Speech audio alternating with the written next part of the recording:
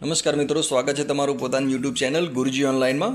મિત્રો, આજે આપણે જિલ્લા શિક્ષણ સમિતિ પાટણ ધોરણ 3 પર્યાવરણનું જે વાર્ષિક પરીક્ષાનું પેપર છે એનું સંપૂર્ણ સોલ્યુશન આપણે આ વિડીયોમાં જોવાના છીએ, જે તારીખ 9/4/2025ના રોજ બુધવારના રોજ આ પેપર લેવામાં આવેલું છે. અને જો મિત્રો તમે ચેનલ પર નવા હોય અને આવા જ એજ્યુકેશનને લગતા વિડીયો જોવા માગતા હોય તો અમારી ચેનલને જરૂર સબસ્ક્રાઈબ કરજો અને બેલ આઇકનને દબાવજો, જેથી આવનાર તમામ વિડીયો તમને સમયસર જોવા મળી રહે. તો ચાલો મિત્રો, શરૂ કરીએ આજનું પેપર સોલ્યુશન. તો પ્રથમ પ્રશ્ન છે, આપણા ઘરે ટપાલ પહોંચાડનારને ખાલી જગ્યા કહે છે? તો જવાબ આવશે ટપાલી મિત્રો. ત્યારબાદ બીજો પ્રશ્ન જોઈએ, પાકું મકાન બનાવવા કઈ કઈ વસ્તુની જરૂર પડે છે? તો અહીંયા મિત્રો પાકું બનાવવા માટે ઈંટ, સિમેન્ટ, રેતી, લોખંડના સળિયા, કાચ, લાકડું, પાણી, રંગ વગેરે. બરાબર, વિદ્યાર્થી પોતાની સૂઝબૂઝ બુદ્ધિ પ્રમાણે આનો જવાબ લખી શકે છે. બરાબર, આના કરતાં ઉમેરી પણ શકે છે કે અને માપનો જવાબ પણ લખી શકે છે. ત્યારબાદ ત્રીજો પ્રશ્ન જોઈએ, પોસ્ટ ઓફિસમાં કયા કયા કામ થાય છે? બરાબર, તો આની અંદર પણ વિદ્યાર્થી મિત્રો પોતાની આવડત પ્રમાણે આ જવાબ લખી શકે છે. ખાસ તો જવાબમાં આ રીતે આવશે કે પત્ર મોકલવો, પાર્સલ મોકલવો, ટપાલ પહોંચાડવી, પૈસાનું જમા અને ઉપાડ, સેવિંગ ખાતું ખોલવું, મની ઓર્ડર મોકલવો, સરકારી યોજનાઓમાં રોકાણ, પેન્શન વિતરણ વગેરે બધા કામ પોસ્ટ ઓફિસમાં થાય છે. ત્રીજો પ્રશ્ન જોઈએ, હાલના સમયમાં સંદેશો મોકલવા કયા કયા માધ્યમનો ઉપયોગ થાય છે? બરાબર, તો હાલના સમયમાં જોઈએ તો મિત્રો mobile phone, email, fax, social media, video call, messaging application જેમ કે વોટ્સએપ, ટીવી, રેડિયો વગેરે માધ્યમનો ઉપયોગ થાય છે. પ્રશ્ન 2 જોઈએ, તમારા કુટુંબના સભ્યો કયા કયા કાર્યો કરે છે? તો અમારા કુટુંબમાં મારા પપ્પા ખેતીકામ કરે છે, મમ્મી ઘરનું કામ જેમ કે કચરો કાઢવો, પોતું કરવું, જમવાનું બનાવવું અને ભાઈ ભણે છે. બરાબર, તમે તમારા માતા પિતા જે પ્રમાણે કાર્ય કરતા હોય એ પ્રમાણે તમે અહીંયા એ રીતે તમારો જવાબ લખી શકો છો મિત્રો. ત્રીજો પ્રશ્ન જોઈએ, લાકડામાંથી કઈ કઈ વસ્તુ બનાવી શકાય? તો જવાબ, લાકડામાંથી ટેબલ અને ખુરશી બનાવી શકાય. આ સિવાય તમે અન્ય જવાબ પણ લખી શકો છો. ત્યારબાદ જોડકા જોઈએ મિત્રો, તો કુંભાર, તો કુંભારની સામે આવશે 2, માટીમાંથી વાસણ બનાવે છે. અહીંયા બાજુમાં અમે જવાબ લખી દીધેલા છે. ત્યારબાદ બીજો જોઈએ સુથાર, તો એની અંદર આવશે જવાબ 3, લાકડાની વસ્તુઓ બનાવે છે. પ્રશ્ન 4 જોઈએ, માગ્યા મુજબ જવાબ આપો. ચિત્રના આધારે ખોટો વિકલ્પ ચેકી નાખો. અહીંયા મિત્રો એક ચિત્ર આપીશું, વચ્ચે છોકરીનું ચિત્ર છે, એની પાછળ ટેબલ છે, આગળ બેટ છે, એક બાજુ ખુરશી છે અને એક બાજુ શાળાનું ચિત્ર છે. તો આના આધારે આપણે પ્રશ્નોના જવાબ આપવાના છે. તો પ્રથમ પ્રશ્ન જોઈએ, બેટ બંસીની આગળ કે પાછળ છે?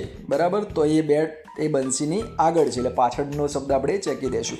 બંસીની ડાબી બાજુ કે જમણી બાજુ શાળા છે? તો જમણી બાજુ છે એટલે ડાબી બાજુ આપણે ચેકી દઈશું. ખુરશી બંસીની ડાબી બાજુ કે જમણી બાજુ એ છે? તો એ ડાબી બાજુ છે એટલે આપણે જમણી બાજુ ચેકી દઈશું. ટેબલ બંસીની આગળ કે પાછળ છે? તો પાછળ છે એટલે આગળનો શબ્દ આપણે ચેકી દઈશું. એની જ અંદર યોગ્ય વિકલ્પ પસંદ કરી ચોરસમાં જવાબ લખો. પાણીનો મુખ્ય સ્ત્રોત કયો છે? તો અહીંયા જવાબ આવશે મિત્રો વરસાદ. વરસાદ એ પાણીનો મુખ્ય સ્ત્રોત છે. ત્યારબાદ પ્રશ્ન નંબર 3 જોઈએ, નીચેના કોષ્ટકમાં વિગતો ભરો. બરાબર, એ જગ્યા આપેલી છે અને શું પહેરશું? જેમ કે શાળા, તો શાળામાં શું પહેરશું? આપણે ગણવેશ પહેરશું. પ્રસંગ, તો એની અંદર આવશે નવા કપડાં પહેરીશું. એની અંદર અથવામાં છે, તમારી શાળાના સાંસ્કૃતિક કાર્યક્રમમાં વિદ્યાર્થીઓ કેવા કેવા કપડાં પહેરે છે? તો આની અંદર મિત્રો વિદ્યાર્થી પોતાની સમજણ પ્રમાણે જવાબ લખી શકે છે.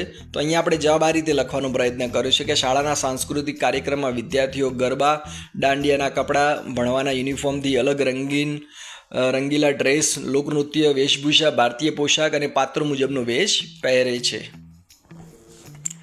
પ્રશ્ન નંબર 5, નીચેના પ્રશ્નોના જવાબ આપો. મેદાનમાં રમાય તેવી 2 રમતો જણાવો. તો મેદાનમાં રમાય એવી 2 રમતો kabaddi, khokho, football, cricket, volleyball, langdi. અહીંયા 2 કરતાં વધારે રમતો આપેલી છે, તો વિદ્યાર્થીઓને એક વધારે મહાવરો મળે કે ઘણી બધી રમતો જે મેદાનમાં રમી શકાય છે. ત્યારબાદ પ્રશ્ન 2 જોઈએ, સંગીત ખુરશી રમવા માટે કઈ કઈ વસ્તુની જરૂર પડશે? તો જવાબ આવશે સંગીત ખુરશી રમવા માટે એક તો ખુરશી, ખંજરી અથવા ટેપ અને રમનાર બાળકોની જરૂર પડશે. ત્રીજો પ્રશ્ન, તમે તમારા મિત્રો સાથે કઈ કઈ રમત રમો છો? તો અહીંયા મિત્રો આપણે મિત્રો સાથે કઈ રમત રમીએ છીએ? કબડ્ડી, ખોખો, ચેસ, ક્રિકેટ, બીજી ઘણી બધી રમતો. પ્રશ્ન 6 જોઈએ, સૂચના મુજબ કરો. તો પહેલું છે, નીચેના વિધાનો ખરા છે કે ખોટા તે જણાવો. તો પહેલું છે, દૂધ વનસ્પતિમાંથી મળે છે. તો ખોટું, દૂધ વનસ્પતિમાંથી નહીં પણ પ્રાણીઓમાંથી મળે છે. બીજું છે, વરસાદના પાણીનો સંગ્રહ કરવો જોઈએ. તો સાચું, આપણે દરેકે આપણી એ નૈતિક ફરજ છે કે પાણીનો સંગ્રહ કરવો જોઈએ. તો જો વરસાદનું પાણી આવે તો એનો પણ આપણે સંગ્રહ કરવો જોઈએ, જેથી ભવિષ્યમાં આપણે એનો ઉપયોગ કરી શકીએ. બીજા નંબરમાં જોઈએ, અલગ પડતા શબ્દ પર ગોળ કરો. બરાબર. તો પહેલું છે ડોલ, ટાંકી, માટલું અને નળ.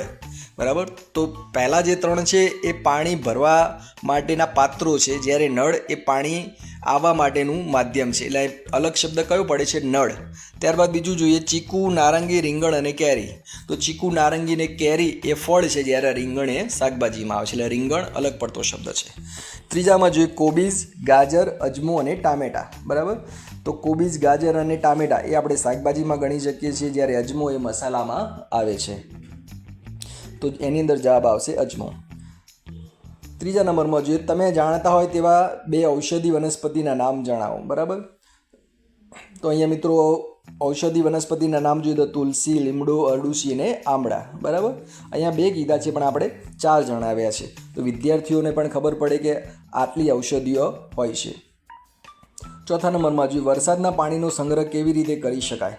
તો અહીંયા પણ વિદ્યાર્થીઓ પોતાની સમજણ પ્રમાણે જવાબ લખી શકે છે. અહીંયા જવાબ આપણે આ રીતે લખ્યું છે કે વરસાદનું પાણી એકઠું કરીને ટાંકીમાં ભરી રાખવું જોઈએ, ખેતર માટે ખેત તલાવડી બનાવી, પાણી જમીનમાં ઉતરે તે મુજબ વ્યવસ્થા કરવી વગેરે. એના અથવામાં છે, વરસાદી પાણીનો કયા કયા કાર્યમાં ઉપયોગ કરી શકાય. તો વરસાદી પાણીનો ઉપયોગ છોડને પાણી આપવામાં, વાહન ધોવામાં, ઘર સાફ કરવામાં અને શૌચાલયમાં કરી શકાય. પ્રશ્ન 7, માગ્યા મુજબ જવાબ આપો. હું ઘરની ચોકી કરું છું. તો અહીંયા 3 વિકલ્પ આપ્યા છે, કૂતરો, બિલાડી ને સસલું. તો જવાબ આવશે કૂતરો. બીજા નંબરમાં જોઈએ, ભાર ઉપાડતા પ્રાણીઓના નામ લખો. તો ભાર ઉપાડતા પ્રાણીઓ મિત્રો કયો છે? ગધેડું, ઘોડો, ઊંટ અને હાથી. 8મો પ્રશ્ન જોઈએ, પ્રશ્નના જવાબ આપો. તમારા તાલુકાનું નામ. તો અહીંયા મિત્રો પાટણ જિલ્લાનું પેપર છે, તો અહીંયા જે પોતાના તાલુકામાં તમે અભ્યાસ કરતા હોય એ તાલુકાનું નામ લખવાનું છે. તો અહીંયા લખેલું છે સાંતલપુર. ત્યારબાદ બીજો પ્રશ્ન, તમારી આસપાસ આવેલા ગામોના નામ લખો. તો અહીંયા આસપાસ આવેલા ગામ કયા છે? બરાડા, બકુત્રા, ધોકાવાડા અને બાવરડા. પ્રશ્ન 9 નંબર જોઈએ, ખોટા શબ્દ ચેકી નાખો. તો પહેલું છે, વૃક્ષો આપણને લાકડું કે પ્લાસ્ટિક આપે છે. તો વૃક્ષો આપણને લાકડું આપે છે, એટલે પ્લાસ્ટિક શબ્દ ચેકી દેશું. બીજું જોઈએ, સૂર્ય આપણને ઠંડક કે ગરમી આપે છે. તો સૂર્ય આપણને ગરમી આપે છે, એટલે ઠંડક શબ્દ ચેકી દેશું. તો અહીંયા મિત્રો આજનું પેપર સોલ્યુશન એ પૂરું થાય છે. આશા રાખે છે કે તમને વિડીયો ગમ્યો હશે. જો વિડીયો ગમ્યો હોય તો લાઇક કરજો, કોમેન્ટ કરજો અને ચેનલને સબસ્ક્રાઈબ કરજો, જેથી આવા જ અવનવા વિડીયો બનાવવા અમને મોટિવેશન મળી રહે. તો મળીએ ફરી એક નવા વિડીયોમાં. ત્યાં સુધી રજા આપો. જય હિન્દ, જય ભારત.